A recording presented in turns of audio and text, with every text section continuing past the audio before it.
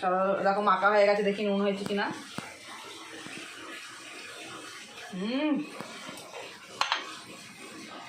একটু নুন লাগবে।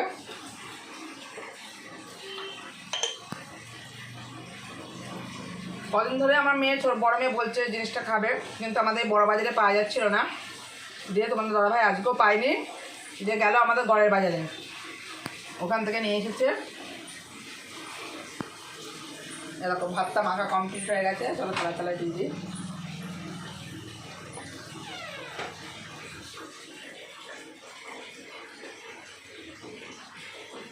এই গরমে বন্ধুরা পান্তা ভাত খেতে খুব ভালো লাগে। ভাবছি একদিন রাতে করে রাখবো, এরকম দুপুরবেলা ভাত করে রেখে দেবো, রাত্রে আলু ঠালু ভেজে চপ আনা হবে, দিয়ে পান্তা ভাত করে খাওয়া হবে। তো চলো আমরা ভাতটা খেয়ে নিই সবাই মিলে, যাওয়া পরে আসছি। এই দেখো বন্ধুরা, চলো দেখিয়ে দিই তোমার দাদাভাই বাজার থেকে কিনে এসেছে। এই দেখো তোমাদের দাদাভাই বাজার থেকে এই যে গলদার চিংড়ি এনে এসেছে। চিংড়িগুলোতে কাঠি ভরা নেই, আমি এখন এই যে কাঠিগুলো ভরবো। এই যে গলদার চিংড়ি মালাইকারি করব। আর আগামীকাল একটু খাসির মাংস করেছিলাম, সেই মাংস এই দেখো খানিকটা রয়েছে, এখানে 5-6 পিস মাংস আছে, এটা গরম করব। আর দেখি কি করি রান্না, তা এইটা আগে করতে লাগি, তারপরে দেখছি রান্না করতে করতে ভাবি কি রান্না করা যায় তাই করব। গরমে বেশি কিছুই করব না। চলো চিংড়ি মাছের মালাইকারিটা রান্না করে নিই। আসো বন্ধুরা, দেখো সন্ধান করে নিয়েছি, যে দুপুরে মানে খেতে বসে পড়ছি সবাই মিলে। চলো দেখিয়ে দিই কী কী রান্না করেছি, চলে আসো দেখাই। এ দেখো এখানে আছে বেগুন ভাজা, আর এই যে ভাত,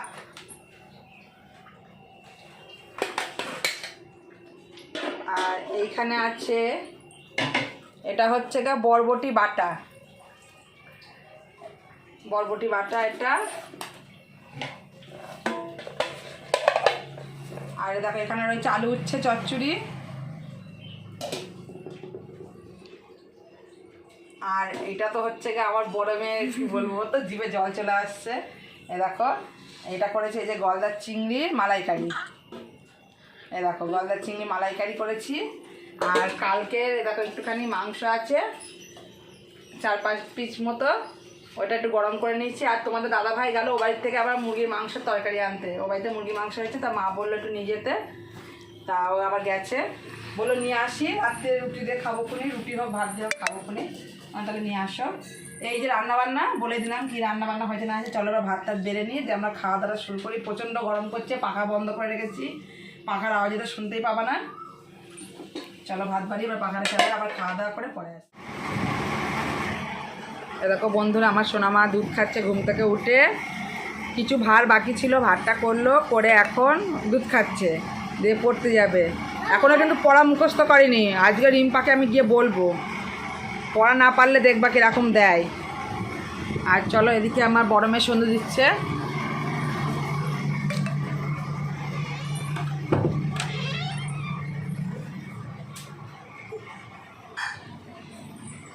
দেখো আমার বড় মেয়ের সন্ধে দেওয়া হয়ে গেছে।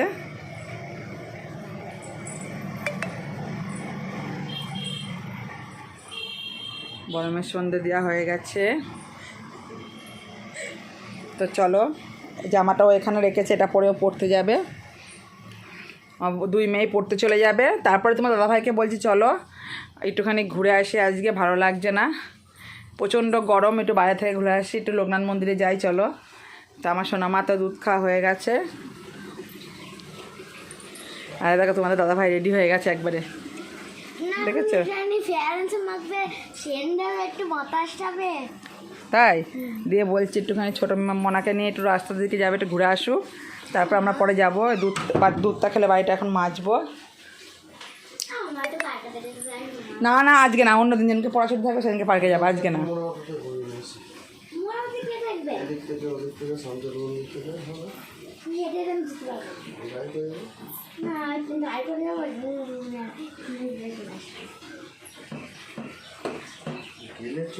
আচ্ছা যাও তাহলে, একটুখানি ঘুরে চলে আসো, দিয়ে পড়া করবা, শিগগির যাও।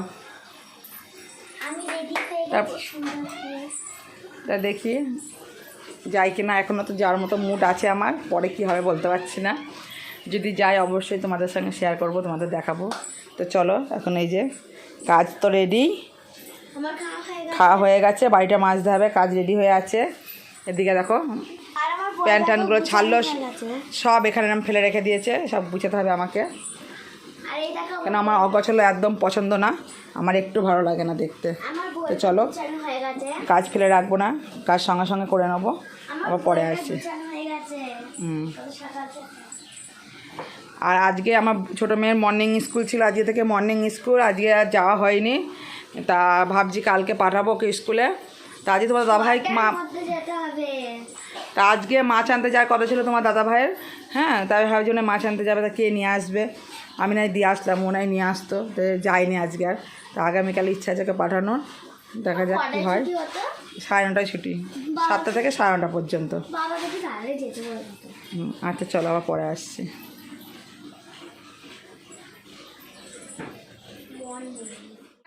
এই দেখো একটু রেডি হয়ে নিয়েছি, তা তোমাদের তো বলেইছিলাম যে তখন মেয়েকে বিকালবেলা দুধ খাওয়াতে খাওয়াতে বলছিলাম যে একটুখানি ঘুরতে যেতে ইচ্ছা করছে, তা যাবো হচ্ছে একটু লোকনাথ মন্দির থেকে ঘুরে আসি। চলো আমার মেয়েকে নিয়ে তোমাদের দাদাভাই গেছে একটু শামচাঁদের মন্দিরে ঘুরতে, যেহেতু সকালবেলা দিদিভাইকে নিয়ে বাজারে গেছিলো, ওকে নিয়ে যায়নি, তাই ওর একটু রাগ হয়েছে, তাই ওকে নিয়ে একটুখানি ঘোরাতে গেলে, ওকে নিয়ে এক্ষুনি চলে আসবে, ও 7:30 থেকে পড়া রয়েছে, ওকে পড়তে দিয়ে তোমাদের দাদাভাই আর আমি বেরিয়ে যাবো। আর এদিকে আমার বড় মেয়ের সন্ধ্যে দিয়ে ও 6:30টার সময় পড়াও পড়তে চলে গেছে, আর ওদের ছুটি হয়ে বাড়ি আসার আগে আমরা বাড়ি চলে আসবো।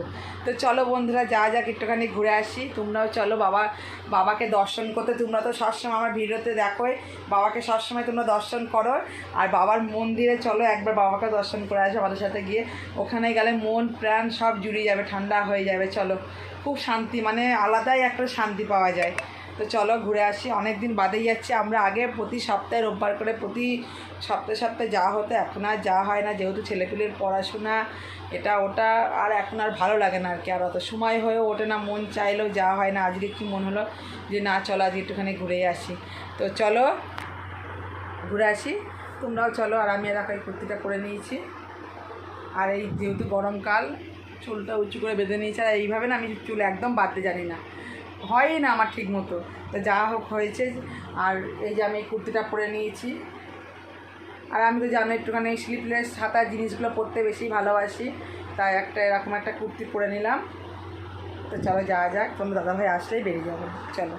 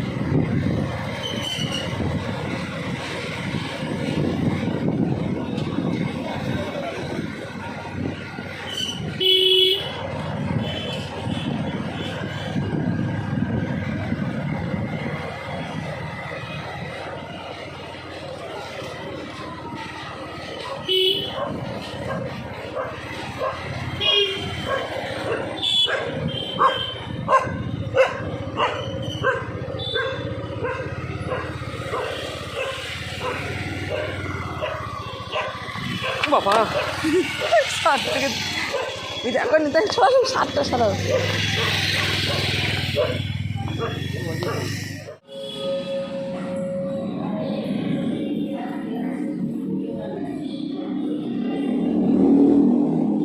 এখনো হয়নি সন্ধ্যা আরতি।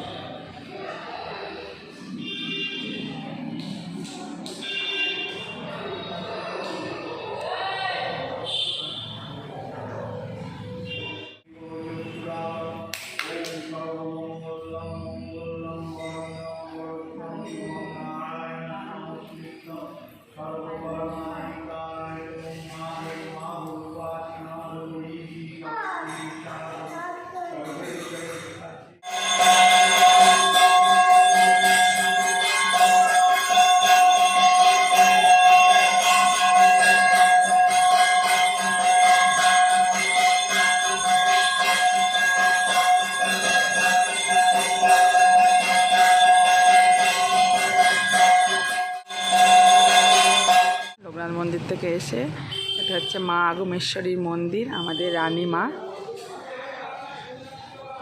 এসেছে, মার কাছেও প্রণাম করে যাই, দিয়ে এবার বাড়ির দিকে রওনা দেবো। চলো, এটা হচ্ছে আমাদের মা আগমেশ্বরীর মন্দির।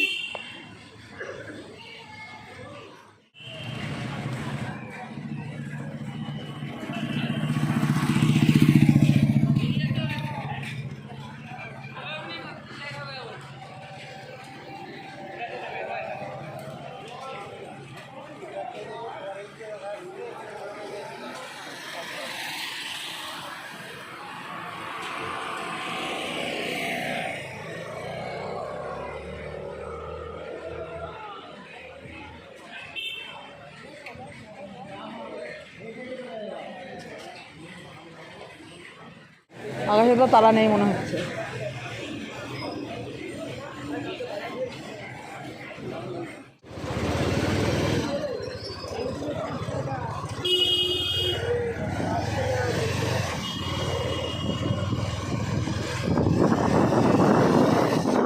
চলো বন্ধুরা, আমাদের ঘোরা শেষ, হয়ে গেছে, এবার সোজা বাড়ি যাবো।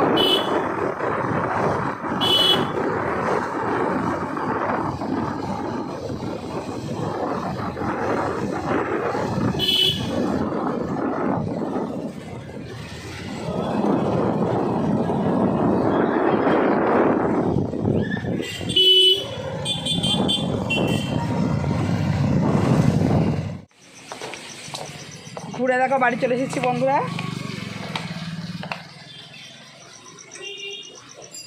আসো, একটু তাড়াটা করে দাও। রুটিটা নিয়ে আসো, রুটিটা নিয়ে আসো।